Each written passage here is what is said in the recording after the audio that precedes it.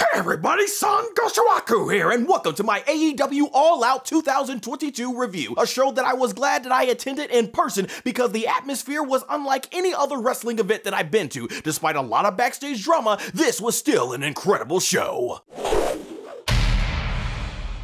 So we kick things off with 0 Hour featuring Sammy Guevara and Melo defending their AAA World Mixed Tag Team Championships against Ortiz and Ruby Soho. Now we were just still trying to find our seats as this match was going on, so I didn't really get to see it live. However, I did go back on YouTube and watched it, and man, the biggest noteworthy things of this match was there was a part where Melo kicked Ruby Soho as Sammy is holding her, and Sammy's not looking and actually drops Ruby right on her head. It looked brutal, and it is a miracle that her neck didn't break. And then later on in the finish, there's a GTS type of finish that Melo has, and her knee just goes right into Ruby's face, and you could see Ruby just covering up her nose because she was gushing blood, and the referee had to tell her, you know, get your shoulders down so he could count the finish. So really unfortunate. It was cool to see that at the beginning of the match they had a really cool funny spot where Ortiz has the golf cart and runs over Sammy as he basically pushes Ty out of the way.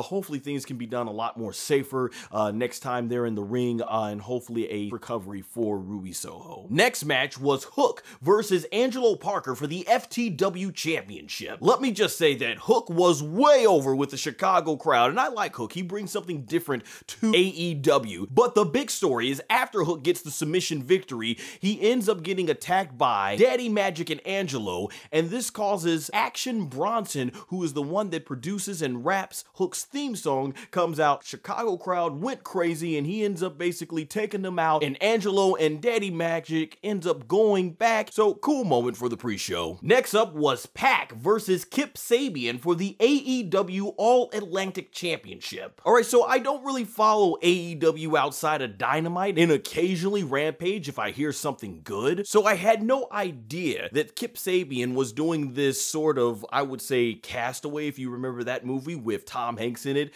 type of ordeal where he's talking to an object. So yeah, whatever's going on there. But hey, what I can say, once again, solid match, but seeing PAC do the Black Arrow in person is a thing of beauty. Just the way that PAC's body defies gravity when he's flying through the air is incredible.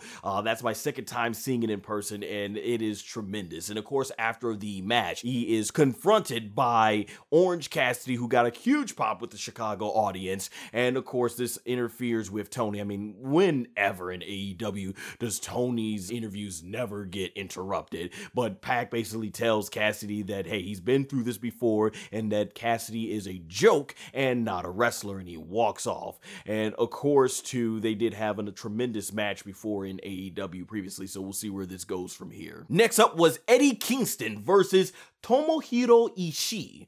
Now, I don't watch New Japan Pro Wrestling or much Japanese professional wrestling. With the little that I've seen, I didn't know much about Ishii, but I'll tell you, when it comes to this match, it reminded me very much of the Gunther versus Sheamus match at Clash of the Castle, which took place the day before. These guys were chopping hard, slapping hard, and I tell you, being in the arena, the Chicago audience went crazy for this live. Like, it was really good. You almost thought, like, hey, this should have been on the pay-per-view itself, but it was fantastic, and it's cool to see Eddie Kingston get a big victory because he needs more victories. Eddie Kingston, what's really awesome about him in AEW is when he talks on the microphone, you believe what this guy says. I think he's one of the best talkers they got in the business today, and with that, he gave much respect to Ishii after his efforts, and that was really cool to see. Just a really good match to really get people hyped up for the main card, which begins with the Casino ladder match to determine who gets the next world title shot. Wheeler Yuta versus Claudio Castagnoli versus Rush versus Andrade El Idolo versus Rey Fenix versus Penta Oscuro versus Dante Martin versus the Joker. Really solid ladder match. We saw some cool spots. The biggest thing that anyone's going to remember from this match is the end. So a whole bunch of men in black, and I could see them from where we were sitting because we were about probably a good, I'd say 60, 70 feet away from the ring, and I could see them come out from behind the stage, and they were all dressed in black. So me and my friend, the man 0001, we were joking that, is that retribution from WWE? Because it's what it looked like. But basically, it was actually Stokely Hathaway who ends up grabbing the chip. And then from there, we start getting the Joker, which is the Rolling Stones, Sympathy for the Devil playing. And out comes the Masked Man. And he's with also, of course, you got Stokely Hathaway's, all his new recruits in the ring as well. He hands the chip over to the Masked Man, and it just ends. So in the audience, I could say we were like, what the? We figured out it's going to be MJF probably.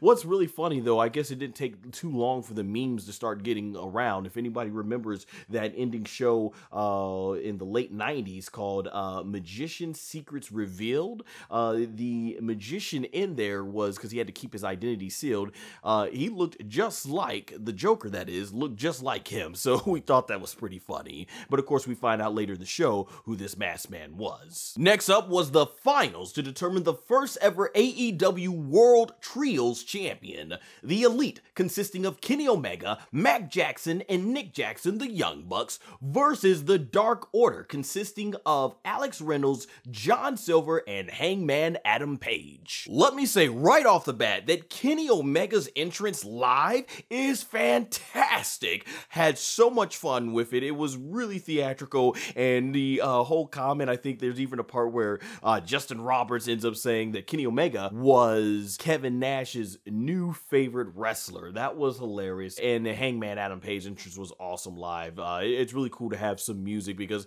not a lot of the music to me really stands out in AEW, but in this entrance and during these entrances, we definitely got some. But as far as the action, man, you know, when the Young Bucks are in there, Kenny Omega, once again, I'm not as familiar with their work on the independent scene or in Japan, but you know you're always going to get some crazy stuff, crazy spectacle this was to see in person, and that's exactly what you got. A lot of cool spots, a lot of cool moves. The crowd really came unglued when it was Kenny Omega versus Hangman Adam Page, as everyone remembered the last feud that Kenny Omega had before he took off to basically take care of his injuries and work on the AEW game. So that was really awesome, man. This match was just fun. It was definitely, to me, the best trios match on the show and one of the best matches on this card. And of course, there were so many near false finishes towards the end. It kept us on the edge of our seats. And in the end, Kenny Omega and the Young Bucks pick up the victory, and they are the new Trios Tag Champions. Now, of course, we're going to have to find out where this goes, because once again, with all those backstage reports, it sounds like they may have been suspended. Overall, like I said, this was a tremendous Trios match. So during the time of editing this review together, the latest episode of AEW Dynamite has aired, which confirmed that Kenny Omega and the Young Bucks were stripped of the AEW Trios Championship. Thus, Death Triangle went on to defeat Best Friends to become the new AEW Trios Champions. While it sucks that it went down this way, I'm glad for Death Triangle, especially PAC, who is now a double champ in AEW. Next up was Jade Cargill defending the AEW TBS Championship against Athena. Once again, talk about entrances that were really cool to see in person. Loved Athena's entrance and the whole fallen angel gimmick thing that she's got going on. You had Jade Cargill come out cosplaying She-Hulk. That was awesome. And as soon as the bell rang almost, we got to see Athena hit the, I forget what she's calling it now. I remember in WWE it was called the Eclipse. But it was good to see that move live in person for the first time, because the last time that I saw Athena, she was Ember Moon, going back to, I believe it was the NXT show in 2017 before WrestleMania 33, NXT Orlando, and she didn't hit that move against Asuka, and this was my second time seeing her perform in person, so it's cool to see that move, just like with the Black Arrow, spectacular move to see in person. Of course, the baddies were interfering, and it was a short match, and Jade Cargill eventually gets the pinfall with the Jaded on Athena, taking her record to 37-0.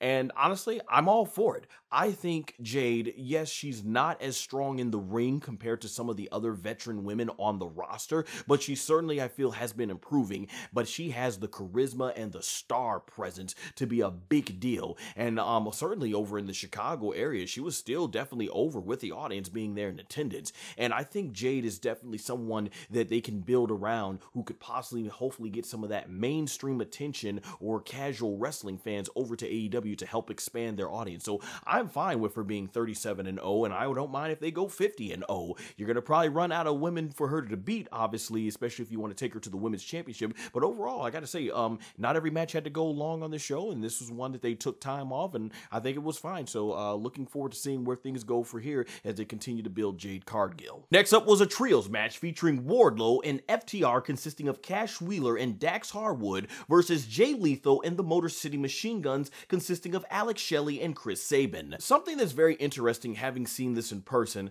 if you would have told me 10 years ago that I would eventually see Samoa Joe, Bobby Roode, AJ Styles, the Motor City Machine Guns, Sanjay Dutt, and Jay Lethal all in some sort of combination of WWE and a new promotion, AEW, I'd be like, you're crazy. But you know what? It has happened. Really, I never thought I would see most of these guys in WWE or AEW. I've never seen them in TNA, so it's cool to have seen some of the TNA originals that really helped build that promotion up to where it is today with Impact Wrestling. So that was really cool. And seeing this match, it was a fine match, but nowhere near the trios match earlier with the Elite versus the Dark Order and Hangman. However, the big thing is when Wardlow finally got tagged in and started doing the Powerbomb Sympathy, man, we were all doing the whole, dancing along and stuff. It was cool. Wardlow was definitely over, and I wish they start doing more with him, with how over he got during that whole MJF story. Also, we got a surprise visit by Samoa Joe, who came out to help the baby faces when the heels were attacking them, so that was cool to see in person. Another thing that was really cool, and I would say touching, after FTR and Wardlow win, we end up seeing Dax's daughter Finley come out to get her revenge against Sanjay Dutt, who of course had called her an 8-year-old brat after Dax cut that amazing passionate promo about how his daughter basically had to fight through very early in her life, because she's only 8 years old, had to fight through her heart being opened or something like that. And what's really cool is he ended the promo saying, you know what, he's gonna fight like that 8-year-old girl. And with, of course, Sanjay Dutt mocking that, we got to see Finley, she ends up breaking the pencil of Sanjay Dutt and pinning him 1, 2, 3, and gets a big victory, and everybody went crazy for it. Really cool moment for his daughter. Glad she got that. Glad to witness this in person. Awesome, really touching moment on this show. Next match was Ricky Starks versus Powerhouse Hobbs. I like both of these individuals in the ring and what they're able to do with their performances. I think Ricky is one of the most incredible stars they have when it comes to talking on the microphone and the charisma. He can go in the ring, and there was a lot of story put into this match, so I was really hyped to see it. Entrances were great live as well. Powerhouse Hobbs has a great theme song, and Ricky Starks' entrance was good. And something that I really like is after he did his pose, he just stormed to the ring and just started welling on Hobbs. You really felt the hatred, the emotion. That was something I criticized about the entrances for Riddle and Seth Rollins for their match at Clash of the Castle. But this match was short. Hobbs basically dominated Ricky Starks and put him away with a powerful spine buster, and that was it. And this is one of those things on the show where it started feeling like the matches that actually had story to them, actually had build up, were cut really short, and the matches that had no build up at all ended up going really long. So hopefully we get to see more from this from the start. And like I say, I really hope with Ricky Starks being such a talented individual for this company, they don't let him go to the wayside. Hopefully Tony Khan still keeps him built up. But yeah, cool victory for Powerhouse Hobbs. Next up was Swerve in Our Glory, consisting of Keith Lee and Shane Strickland, versus the Acclaim, consisting of Max Caster and Anthony Bowens, for the AEW World Tag Team Championships. Of course, they were accompanied by Billy Gunn. So as I mentioned, there were thrown together matches on this card that basically had no build up and went far longer. But this is one of the matches that I'm glad it turned out the way it did in terms of reactions. Man, being in that Chicago crowd, I have never been part of such an electric, as Michael Cole would say, electric atmosphere. The Acclaim was way over. I mean, from the moment they came out to the entrances, we were all doing, "The Acclaim has arrived!" And when they did the whole scissoring motion with their fingers, there were so many people in our section were all doing that. And the chants, they were off the charge in this, from asking about "Scissor Me Daddy." They were doing things like "F 'em up, Billy, F 'em up." Man, they turned on Keith Lee and Swerve Strickland. Now, I didn't participate in the booing because I like Swerve in Our Glory, especially, I've been a big fan of Keith Lee since I've seen him in NXT, but man, the Chicago crowd there weren't having any of it. They were booing them. Man, you talk about suspense. The suspense was off the charts. There were so many moments, especially as the match kept going on and on, where you thought, oh, Swerve in Our Glory is going to win, but then, man, from Anthony Bowens having to sell his leg to there being miscommunications with Swerve in Our Glory, there were so many moments that made you think they were going to have the Acclaim win, but in the end, Swerve in Our Glory picks up the win, and the crowd was deflated. They were booing. They weren't having none of it. Even when Keith Lee showed respect to Billy Gunn, they still weren't having any of it. I was really hoping they were going to call an audible here and have the Acclaim win because of just how over they were. Maybe they'll do this again at Arthur Ashe Stadium when they have that show. But man, the atmosphere, like I said, was incredible. This is one of the funnest tag team matches I've ever seen in person, and something I will remember from this show. And it just goes to show for the Acclaim, it's good to see. These guys have been here since day one in AEW, and they got over. They found what works with Max Caster doing the rapping, and of course Anthony Bowens showing what he can do on the microphone. They still stayed over when he was injured, and man, like I said, the Acclaim have truly arrived, and this is the tag team that I hope they build the division around, because I really truly believe that Anthony Bowens and Max Caster are a tag team that can hopefully attract some of the casual audiences if they go all the way with the Acclaim. They are the star divisions of this tag team. Hopefully Tony Khan goes there with them. So on the latest episode of Dynamite, it was confirmed that the Acclaim will be getting a rematch against Swerve in Our Glory at the Arthur Ashe Dynamite show.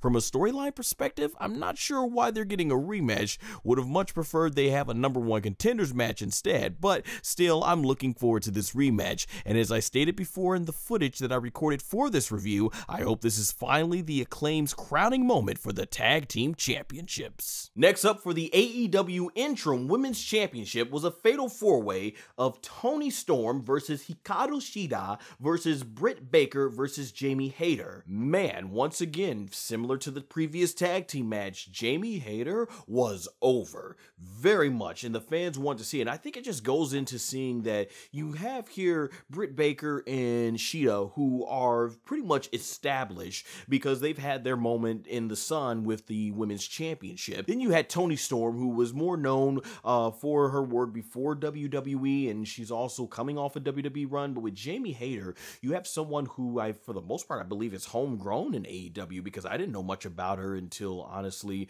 when she came to AEW, and she's organically gotten over. Fans were chanting for Jamie all through this match. The Fatal 4-Way match, though, was another good solid outing. You have 4 talented women in there. It was cool to see DMD Britt Baker's entrance live because she's probably the biggest female star that they've created in that promotion. But in the end, I think the big telltale sign story-wise was when Jamie had the match won, and Britt actually, instead of getting in the ring and breaking up the pin herself, she pulls the referee out, and that's where the big friction comes. Now, Toni Storm, of course, eventually ends up getting the pinfall victory, and it was pretty much a polite pop. They didn't crap all on it, and how could you, honestly? When you think about what Toni Storm went through in WWE, you took 2 athletically gifted women in Charlotte Flair and Toni Storm, and the best thing that WWE was able to come up with at the time was a Three Stooges style slapstick pie-facing comedy shtick, as opposed to just who's the better woman in the ring when they wrestle. So yeah, it was good to see Toni go from that to now being the interim world champion. And I think definitely when Thunder Rosa ends up returning,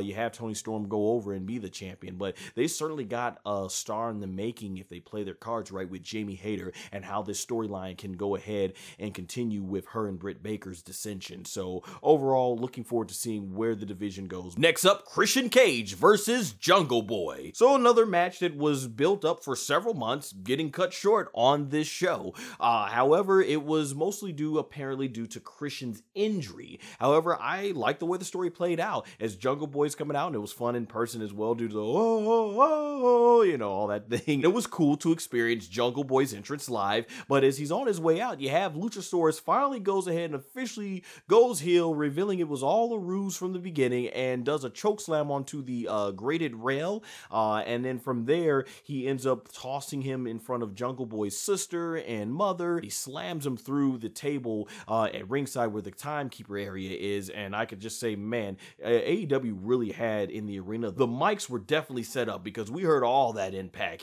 here in the arena, and you saw the water bottles go flying in the air, so that was really cool to see. And Jungle Boy ends up getting put down with a spear and then eventually an unprettier, and Christian gets the easy win. So we'll see where the storyline goes from here. But once again, I like it in terms of not every match has to go long on the show, especially when you're going to pack it with like 15 of them. But eventually the end game here should definitely be for Jungle Boy to get his revenge on Christian Cage and win. Bryan Danielson versus the Lionheart Chris Jericho. While this was my first AEW pay-per-view show, this was my overall second AEW show, since back in November 2019, I actually attended a Dynamite episode. During that point, the fans weren't singing along to Judas. So, of course, watching over the last couple of 2 to 3 years, it was cool to finally realize, like, hey, I'm going to actually get to experience this Judas song live with the fans cheering. And as soon as the first beat of this theme song hits, it goes into his Lionheart theme, and the crowd was booing. So it was a nice troll job. I appreciate the heel work, but it would have been cool to experience that live. Then for Bryan Danielson's entrance, Elliot Taylor, who performs his theme song, was there to perform it live. So that was really cool. The match was a pretty solid, slow-paced, technical match. The biggest thing for me, however, was even though you did have interference from the Jericho Appreciation Society, Jericho ends up getting the victory with a low blow when the referee is distracted and hits the Judas effect on Bryan Danielson. And I just kind of felt like in 2022, with everything that's happened, and I think, what, the last 12 years since they had that first match on NXT, it made sense for Jericho as the established star to go over there. But with everything that Bryan Danielson has accomplished, I'm like, Bryan Danielson should have been the one going over. But I'm assuming this is not over, and maybe they'll have another rematch at Arthur Ashe Stadium, and it's at that point Bryan Danielson gets his win back from all those years ago. Overall, so yeah, that was probably the only thing on the show for me that was like, nah, I would have rather seen Bryan Danielson win. But hey, got to see two of the all-time greats in WWE go at it in person, two of the biggest stars on AEW's roster. It's pretty cool to think that when I look back on all the wrestling shows that I've attended over the last,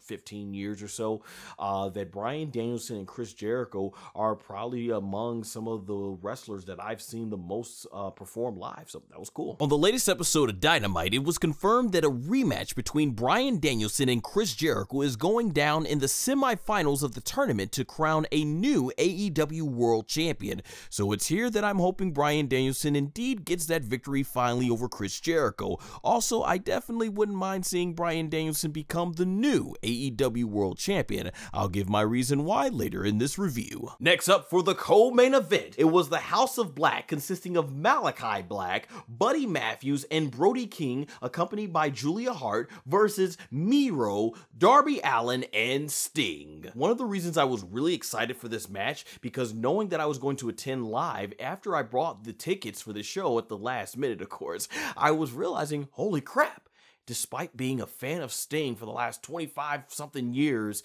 I've never seen him perform in person. So this was great for me. Having grown up watching Sting since I was a little kid watching WCW, it was great to finally see Sting perform live. And let me be honest, the entrances for the House of Black was tremendous. Tremendous spectacle live. Really awesome. And the Trios match was, once again, it was an okay, solid Trios match. Nothing compared to the Trios AEW Championship match, but it was cool. However, the audience at this moment really became unglued when Sting got in there, and I was like, man, this is awesome to witness. And honestly, for 63 years old, Sting was moving really well, doing his punches, got to see the Scorpion Splash, the Scorpion Deathlock. That was awesome just to experience that, because I never thought I would ever get a chance to. So it was really awesome, and in the end, I really liked the finish. So when Malachi actually picks up Sting, he actually does the miss kicks right into Malakai's face, and Darby ends up getting the win from there. And so Miro, Sting, and Darby Allin walk away with the victory. So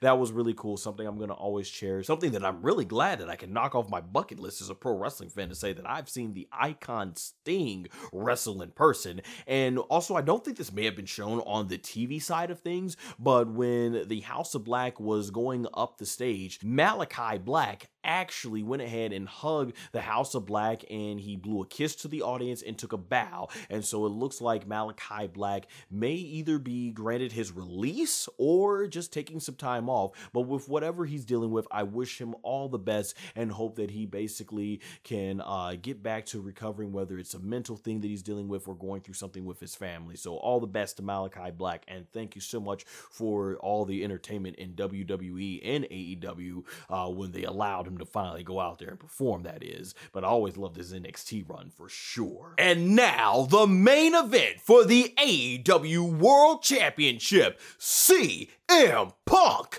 versus Jon Moxley. The crowd atmosphere in this was insane. And of course, it's Chicago, and we were all there chanting, CM Punk, CM Punk, CM Punk. So when CM Punk came out, huge ovation. It gave me vibes to Money in the Bank 2011, which I also attended in person. It gave me those same vibes. And when Jon Moxley came out, he was showered in boos. They were chanting F you Moxley and everything. Once again, I didn't participate in the booing because, hey, I like Jon Moxley as a performer, but Chicago, the crowd, they weren't having any of it. And this match overall, definitely way better than whatever they did on Dynamite a couple of weeks ago, which I actually look back and don't think it was really necessary. But having that said, the match was fun, total really great story.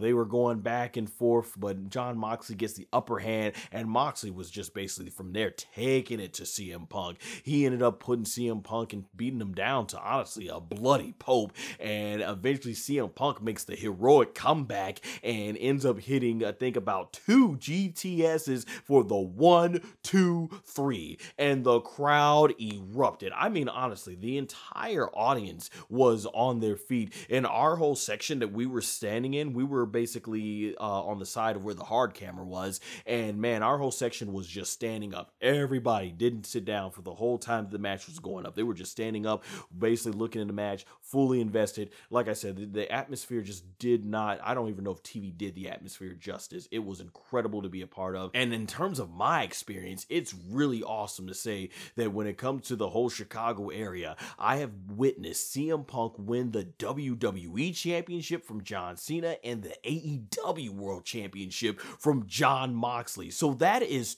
2 cool moments that I've witnessed. CM Punk winning the World Championship in both promotions, something I'm going to always cherish as a professional wrestling fan. And not too soon after, the lights go out. So we get this recording of Tony Khan's voice, obviously granting an opportunity to come back to AEW. From there, old ROH footage is played of CM Punk basically cutting the promo about how the greatest trick that the devil ever played was convincing the world that he didn't exist. From here, we have a back shot of the masked man who takes his mask off, and it's pretty much revealed that from the hair, it's MJF, puts on the scarf, and out comes MJF. And the Chicago crowd erupted. And remember, this is Chicago, and MJF is getting a huge ovation. I was along chanting, MJF, MJF, and of course he flips off the crowd, reminding us that he's still heel. And I like it because something that MJF and Jon Moxley both did was they did not care, especially Jon Moxley being the babyface. He just soaked it all, and he was like, bring it all to me, bring it all to me. So I really love that Jon Moxley just played up to the audience, and same thing with MJF here. And MJF basically does the motion for, hey, the championship's mine, because now he has his opportunity. And with that, the show goes off the air, and we are on course for MJF versus CM Punk, the 3rd and final chapter, where I believe MJF should definitely be the one to dethrone CM Punk for good, and it's MJF who's now gets his moment to carry AEW as that homegrown talent, or at least so we thought. More about that in a bit, because after the show went off the air, CM Punk did do a promo in the ring where he thanked everybody, saying that he realized the shows can go like 72 hours long, poking fun at how many matches are on the card, and he said it still means a lot fact that people are still willing to sit there in the main event basically to see him wrestle. And that's something that, you know, really goes a long way for these wrestlers, because they live and breathe by that reaction that us, the fans, give them. And so that was cool. And CM Punk was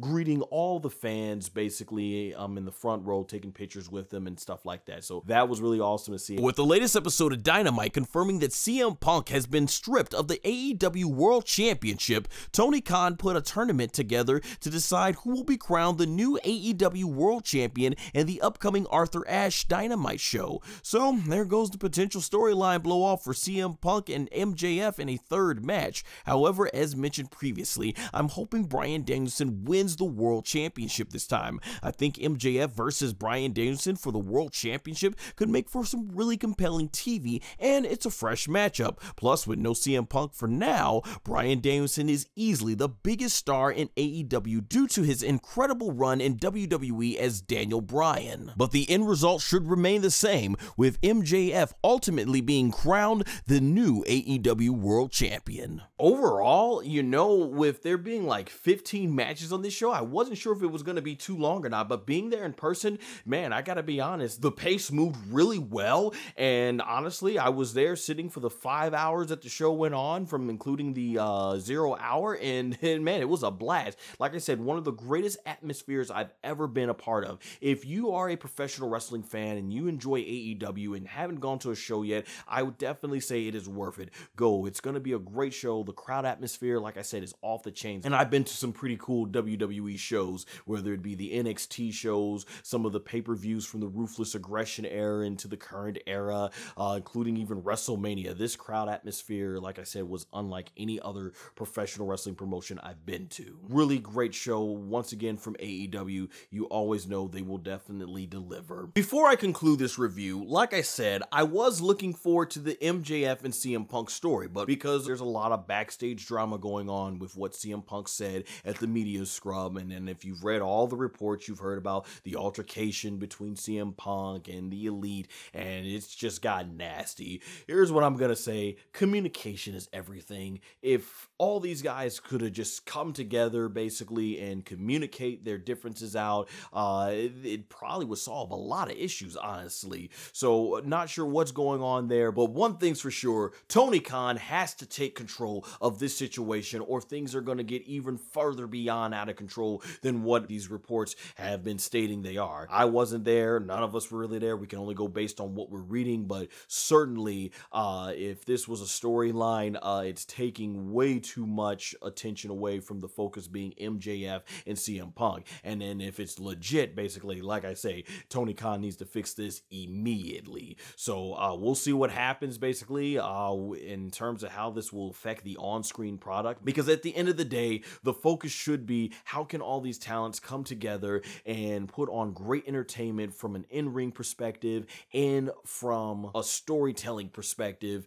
to give the AEW audience their money's worth, as that is the key. AEW is a business, make money, and that is where the priority should be. With new information out since I recorded this review, I want to say that I still stand by what I was talking about in regards to that footage, that better communication could have prevented all of this. However, Tony Khan did indeed put his foot down. The four of them are not in AEW right now, whether it be suspension or release or even injury, as there are reports that CM Punk is injured, and so I wish him best for a speedy recovery. Obviously, they're going to be gone for the short term, but we shall see what this means in terms of the long term of AEW. However, I thought Jon Moxley cut a really good, passionate promo, and he really has had AEW's back through uncharted territories. You've got Jon Moxley, you've got Bryan Danielson, you've got Chris Jericho, you've got other stars like MJF, who is, I think, the biggest star they have coming up in the Uprising, and a whole other talented pro wrestlers on the roster. But yeah, Tony Khan had to be a leader and do what he had to do, and moving forward, this is definitely going to be something where he has to make an example, showcasing that this cannot happen again with AEW, and if it does, then this is the consequences. So we'll see what happens moving forward with All Elite Wrestling. But I do hope the company will be stronger moving forward, because the stronger that both the WWE and AEW products are, the much more stronger the overall professional wrestling industry will be, which for us fans is going to be a great thing. I hope you enjoyed my first AEW review. Definitely let me know in the comment section what you thought of the show, and check out my other content here on the screen, especially if you're a WWE fan. I'll be back hopefully with a Survivor Series 2022 review. All my social media and affiliate links will be in the description and pinned comment below. Until next time, take care.